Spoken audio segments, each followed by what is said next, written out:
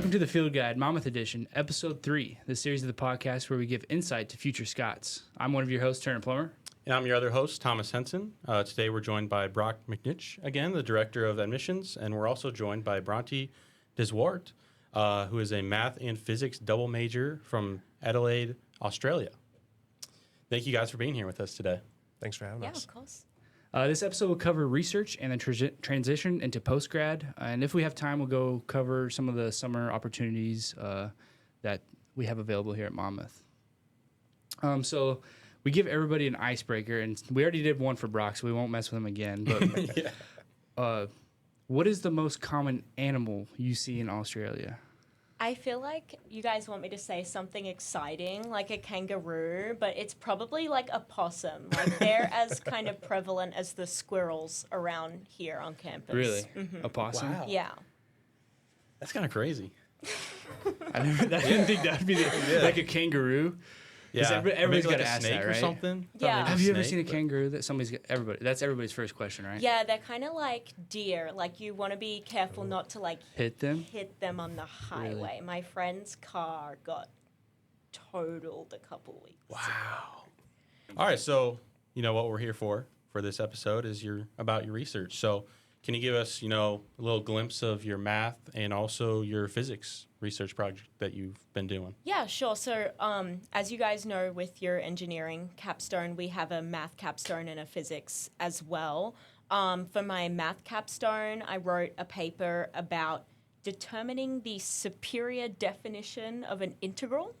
We took like Calc 2, we did integrals, but there's actually other definitions that we didn't learn. And so I was kind of comparing the advantages and disadvantages of each of those and then making recommendations for how we should teach undergraduates in the future because I am interested in becoming a professor. And then for physics, I had the great opportunity from Professor Fasano to use the time to work on my master's application. So my project was focused on writing the proposal document for my master's, which was about dark matter research. We were just talking about black holes. Yeah. Dark matter research. So I kind of did a literature background on what's been researched so far and then kind of more detail about what my project specifically wants to look at. Yeah, so another question I have is how did you come up with these topics for both your projects? Was there someone that influenced you? Was there an alumni maybe that influenced you, or did you just find these yourself? Yeah, so actually, funnily enough, Professor Fasano had sent a group of us on an internship at Fermilab last summer, and there we were connected with different professionals who might be able to steer us in the right direction for grad school. And I was put in contact with another Australian at Fermilab, and she introduced me to some people back home that I could get in contact with, and that's how I found the project in the university that I'm going to attend. And then for the math, I took real analysis as a class last year, I believe. And Professor Erie recommended that I look at some of the kind of extension topics in the back of the book that we didn't quite get to. So that's how I chose the math one. Yeah, and I think, Brock, you can probably tell us a little bit, of like the vast opportunities you have for research here at Monmouth for any discipline. Yeah. I thought you were going to ask me to talk more about that research. And I was gonna say I can't. It's pretty far above my head, but it's all incredibly cool. But yeah, in general, I want to speak towards like you're talking about math research, and I think very often like that is a subject, especially for students who are in high school, you're not thinking of research right away. So similarly, there's other disciplines just across campus that you might not be thinking about research as being an aspect of your academics here, but it actually is and can be. So some areas, they might require research as part of your degree path, as we're kind of hearing about today. But other areas, it might just be an interest of yours and you want to do research. So, whether you're in math and physics, or if you're in theater, the arts, you're studying classics, like there's all kinds of cool ways that you can do research projects. Some of them can be funded too. So if there's funding needed, whether you need to go on trips or it's something over the summer, or if you need specific equipment, there's all kinds of really great opportunities for that. And so research is something that we really encourage here at Monmouth. And we just see just the most incredible projects that our students complete, both on their own and with the support of our faculty. Yeah, I'd say that the opportunities are vast, and it's not that like you have to pick one. It's, you can ask a teacher and they can help push you towards one as well, which happened to me, and I know many other people did the same thing. Work on a professor's research. So it's something that they're doing, and then they bring you on to help them as well. So that's another thing that I think happens here at Monmouth. Right, and then that can turn into something new for you. You start that project, you get a little bit of experience, you work in a lab setting and you figure out, okay, these are all the machines that are available to me. These are all the instruments I can use. What can I do now? What do I want to start to do my research on?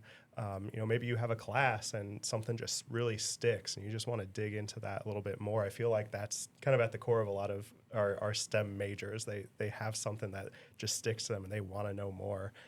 So yeah, that happens just naturally a lot of times. Yeah. We go back into her research. Sure. Yeah, let's go back into it. So you had 2 research projects while you're here, right?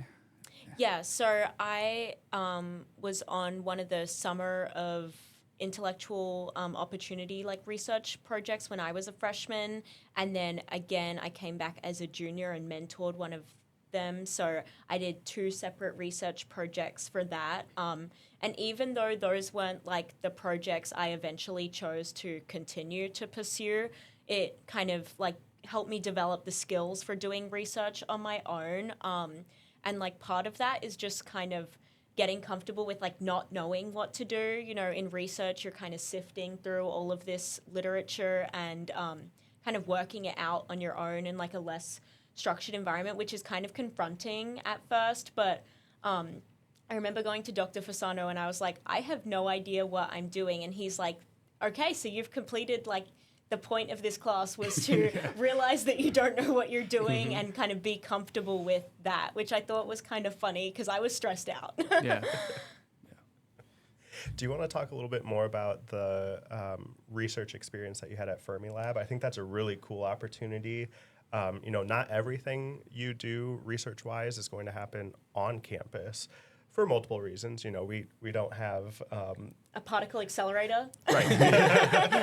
A little bit out of the budget, But we do have people like Professor Rosano, who is going to assist our students to find opportunities like this and really work with people out there to say hey, our Monmouth students, this is where they are at.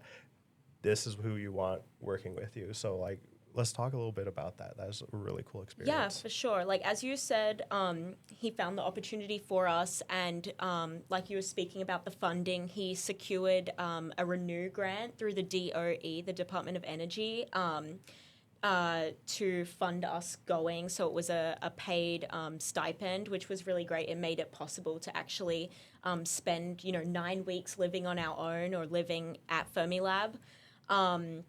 And so our kind of daily task was working on the mu2e experiment, the muon to electron conversion, and we were doing electronics installation.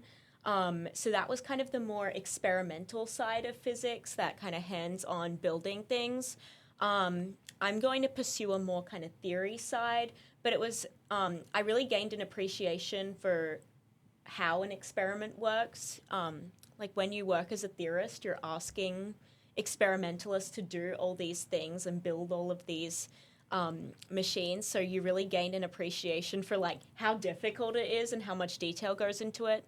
But like you were saying, our employers kind of got to see how hardworking a Monmouth student is, and they were very pleased with the work that we did on the project, so much so that they invited another group of Monmouth students who will be back this coming summer, also with the same grant. So it's really great that the work that we did also kind of laid the pathway for maybe like a future relationship to do more stuff at Fermilab. Yeah, that's pretty awesome. Yeah, and something to build off of that is what I love about Monmouth College as well is the professors are always trying to help you out no matter what. If you have a research project you want to do, they're going to do everything in their power to help you out and help you achieve your goal of doing that research. Even with the grant, Fasano has so many connections outside of just academia that, he can reach out to people. Previous summers ago, we've had the opportunity to interview for a company that Fasano knew. He knew somebody from a company, and we were able to interview them. So, he has that way of getting the foot in the door. And also, you have chemistry and those professors as well that do the same exact thing with Doc Keefe program. They have that funding to, if there's a research topic that you really, really want to do, they'll make sure that you get to do that, that topic. So, yeah, and a lot of that comes just from pure excitement. Like, everybody here enjoys what they do so much that not only do they want to experiment and research and have these opportunities, but they want to share that with their students, and they want to see that same excitement in all of you. And so I think they do a really great job of spreading that type of mindset of just being excited about STEM and research and just having really cool opportunities available to you. Yeah. I got a question for you, Brontë. Which side, when you get your PhD, do you want to pursue? Do you want to do the math side, the physics side, or do you want to do a combination of both? Yeah, that's a good question because when I originally came to Monmouth, I was just going to do physics, and I remember I took the last math class that I was kind of required to take, and I was like, no, like, I don't want to stop. And so I'm like, come to another one of those crossroads again, I guess. So my master's will be in physics and hopefully my PhD as well. But, theoretical physics is a lot of math. So thankfully, I think it's going to satisfy the interest enough. But I don't know. Maybe I'll do a second master's or a second PhD. We'll see how much time I have on my hands. Yeah. If you really love it, you never know. Yeah. Another question. Doing your research here, do you think it's maybe pushed you to go towards the certain direction that you chose for your master's and your PhD? And do you think that it's like prepared you pretty well?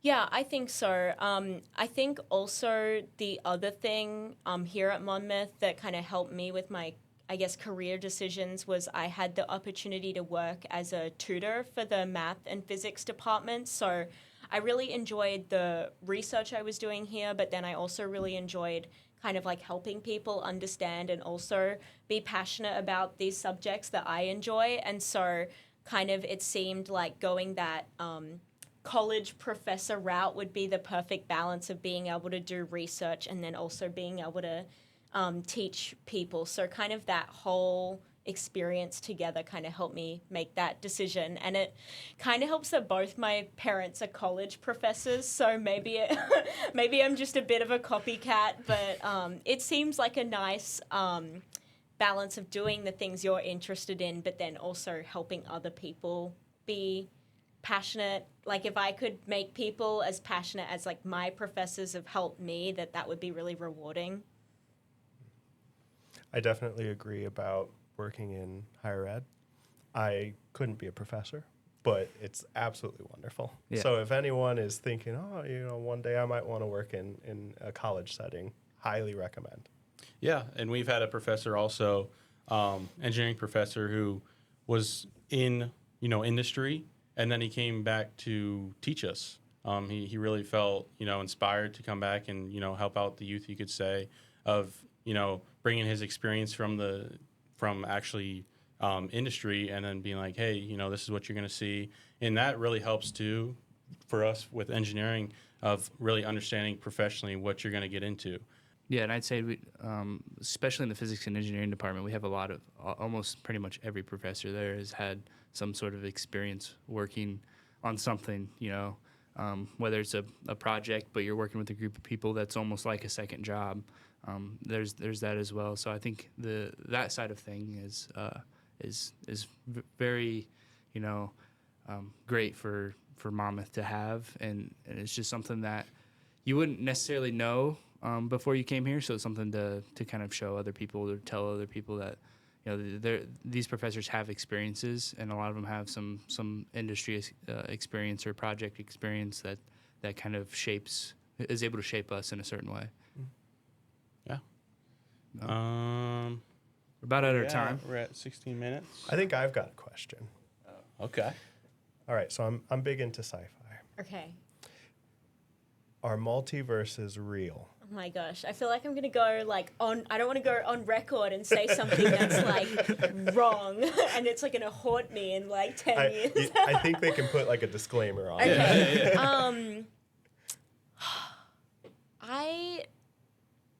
I don't know.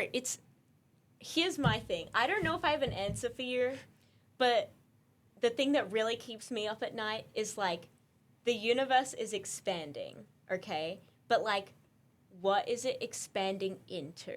I think that's the thing that like weirds me out. And then like, could another universe then exist in whatever this thing is? I'm doing Quantum 2 as an elective right now, which has been super interesting, and we've been talking about quantum teleportation and things like that.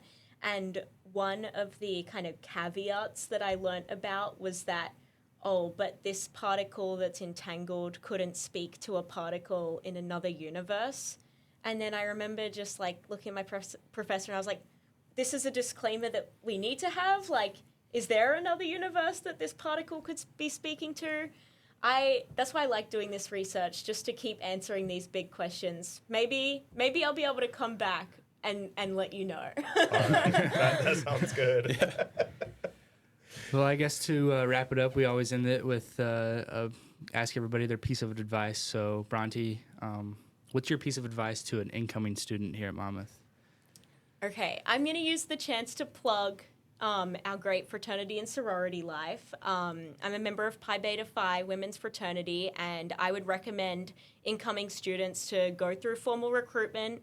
Even if you don't choose one, you make lots of friends along the way, and just getting involved in any kind of organization at Monmouth is a great way to build community, whether it's fraternities and sororities or one of our like honor societies. I think athletics, as you guys know, like it's a great way to just build connection here. So that's my plug. For sure, yeah. I think that's it. Anybody final remarks? Anything? Stay curious, everyone. Yeah.